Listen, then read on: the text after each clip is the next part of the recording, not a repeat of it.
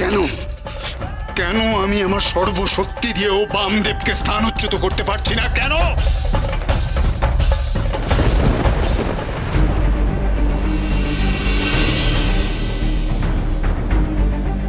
কারণ আমি রোধ করেছি বামার আত্মাকে।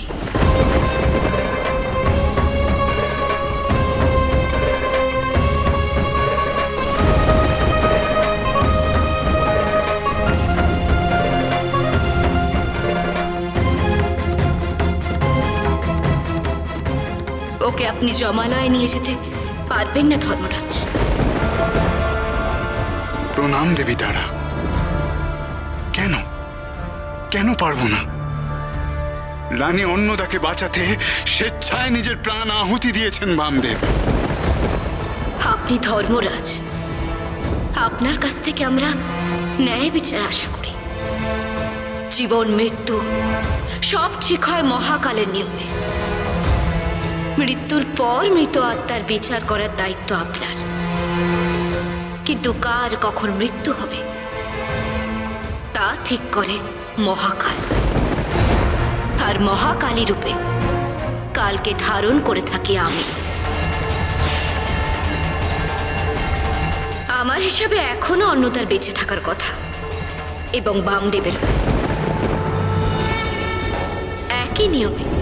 যেমন এখন অন্নদার মৃত্যু হতে পারে না, তেমনি বামদেবেরও মৃত্যুকাল এখনো আসেনি ধর্মরাজ। কাজের সময়ের আগে আপনি বাবাকে মৃত্যুপুরীতে নিয়ে যেতে পারেন না।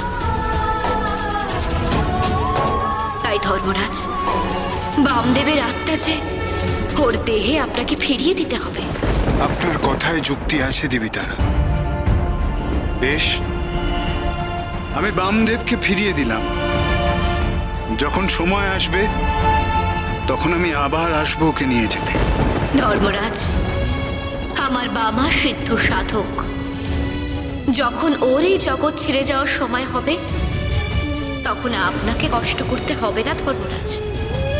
আমার বাবা তার সমাধির ব্যবস্থা নিজেই করে নেবে। বামদেব সত্যি এক অনন্য সাধক।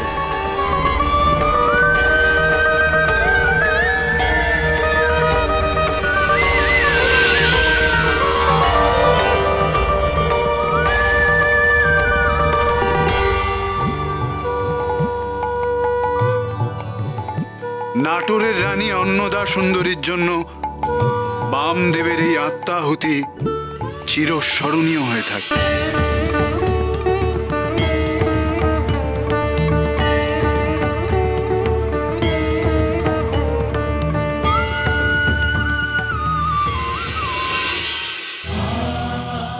যা বাবা যা, ফিরে যা তোর আপন শরীরে।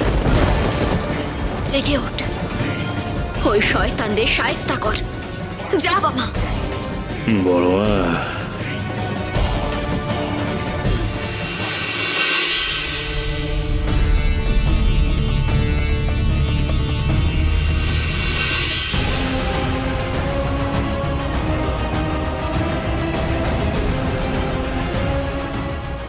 তোরা সকল এখন বন্দি, কেউ ছাড়া পাবি না। তোদের সকলকে মারবো, এক এক করে মারবো মারবো মারবো। ছেড়ে দে আমাদের, ছেড়ে দে আমাদের। নারীকে অসম্মান করছিস, তা আমার মায়ের মন্দিরে দাঁড়িয়ে। ধ্বংস হয়ে যাবি তোরা সবাই, ধ্বংস হয়ে যাবি তোরা। আমরা ধ্বংস হয়ে যাবো।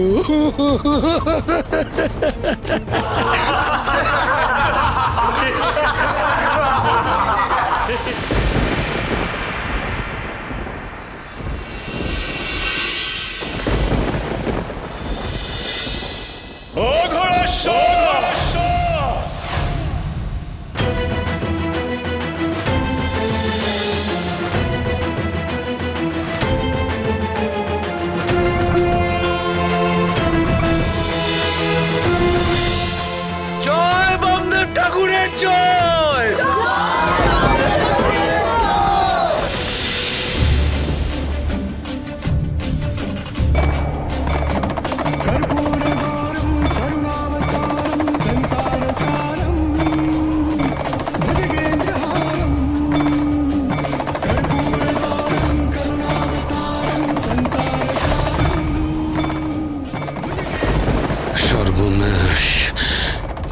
করে সম্ভব?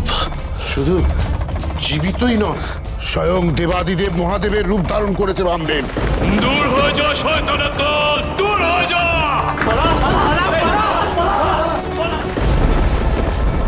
তোরা এখনো দাঁড়িয়ে, তোদের এত সাহস, দেখতে হবে, দেখতে হবে।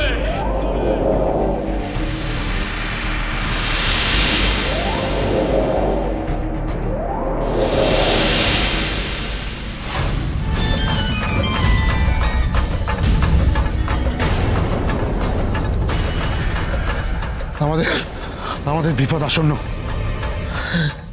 এখন এই স্থান ত্যাগ করাই আমাদের পক্ষে মঙ্গল। পালাও রুদ্রনাথ, পালাও।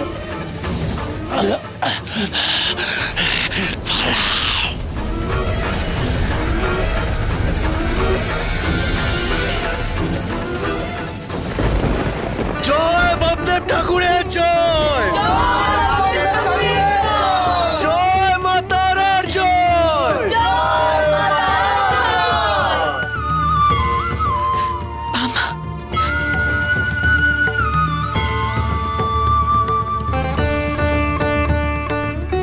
আমার প্রাণ বাঁচাতে গিয়ে তুই নিজের প্রাণের কথা একবারও ভাববি না?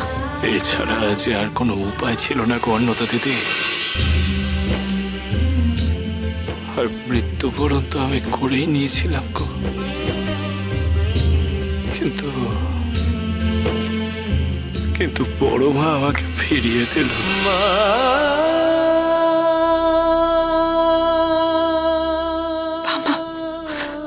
আমি চিরকাল তোর কাছে ঋণী হয়ে থাকবো রে।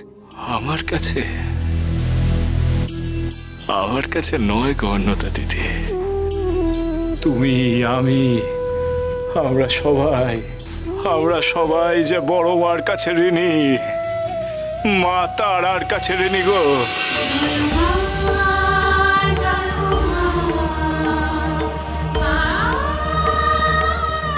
আমার বড় মাকে ছাড়া যে আমরা সকলে অচল।